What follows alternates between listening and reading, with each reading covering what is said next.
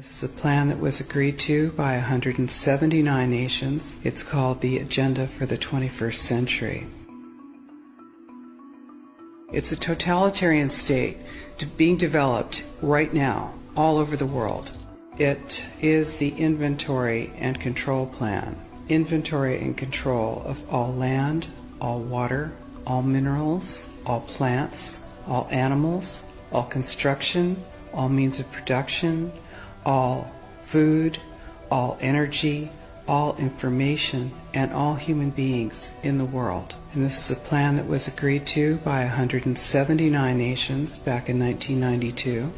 It's a United Nations plan. It's called the Agenda for the 21st Century.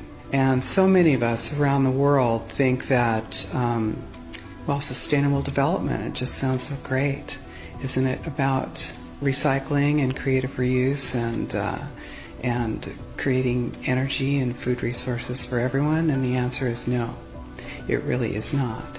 It's about moving populations into city centers, concentrated city centers, and clearing them out of the rural areas.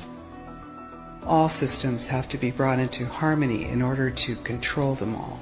Because when systems don't meet, when they're out of balance or not in sync with one another, they can't be controlled centrally. And the goal of Agenda 21 is one world government and total control from a central unit. Every nation that signed on to Agenda 21 has its local Agenda 21 plan. People in the United States are completely unaware of this.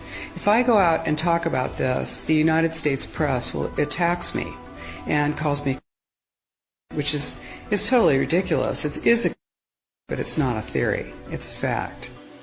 The three pillars of United Nations Agenda 21 are economy, ecology, and equity, the three E's. And everyone sort of thinks that they know what that means, the idea of social equity. It must mean that, everyone's going to have access to clean water and clean air, and no one's property is going to be used as a dumping ground because they are at a poverty level.